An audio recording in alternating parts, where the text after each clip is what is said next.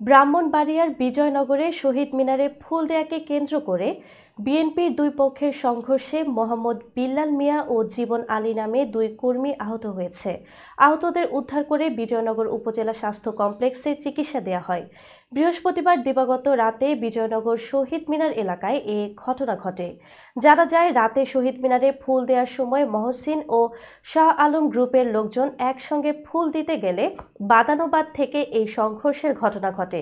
বিজয়নগর থানার ভারপ্রাপ্ত কর্মকর্তা রওশন আলী জানান, আধিপত্য বিস্তারকে কেন্দ্র করে দুই পক্ষের মধ্যে এই ঘটনা ঘটে। বর্তমানে পরিস্থিতি স্বাভাবিক রয়েছে। অভিযোগ পেলে আইনগত ব্যবস্থা গ্রহণ করা হবে।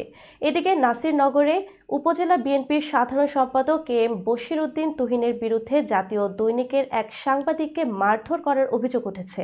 বৃহস্পতিবার দিবাগত রাতে নাসিরনগর কেন্দ্রীয় শহীদ মিনারের প্রাঙ্গণে এই ঘটনা ঘটে। এতে গুরুতর আহত হন দৈনিক কালবেলা ও এনটিভির নাসিরনগর উপজেলা প্রতিনিধি আব্দুল্লাহ আল মাহমুদ। হামলায় তার মুখ, মাথাসহ শরীরের বিভিন্ন অংশে ক্ষতের চিহ্ন রয়েছে।